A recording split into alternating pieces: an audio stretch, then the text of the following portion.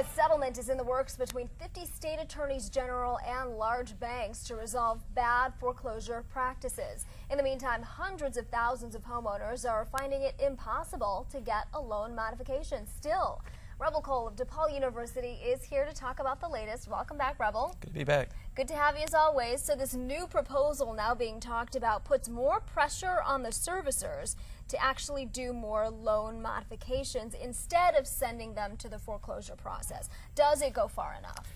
It sounds promising. One of the most important things it does is ends the dual track process of foreclosure and modification. So they have to do the modifications before they do foreclosure.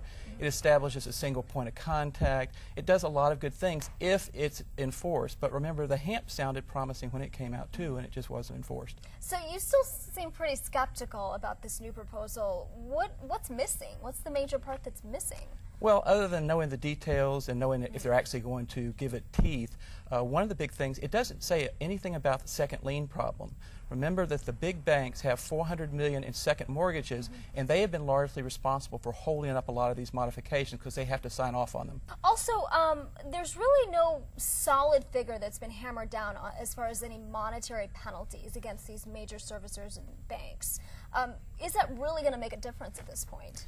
Well, the trial balloon that's been floated has been $20 billion, and the new Consumer Protection Bureau is behind that, the FDIC is behind that, but the OCC is lobbying against it, as they always do in favor of the big banks.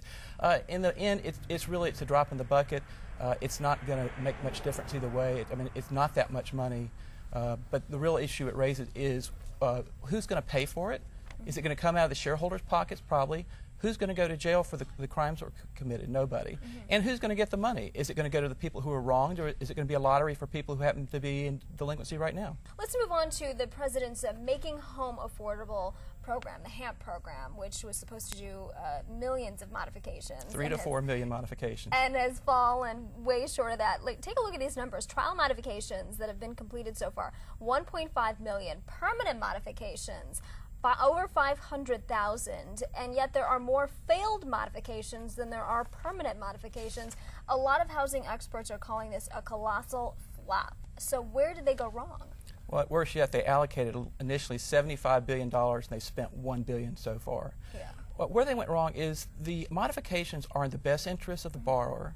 They're in the best interest of the lender, the investors. The problem is they didn't account for the servicers. The incentives of the servicers are to foreclose is much cheaper than to modify, and the servicers are in charge. In the meantime, we've got this latest foreclosure data coming in. Over 4 million mortgages either in the process of foreclosure or seriously delinquent. Is it too late to save these homes now? Well, yes and no. Remember, we got about 16 million unemployed and maybe twice that many underemployed. For the people that don't have jobs, no modification is going to help them.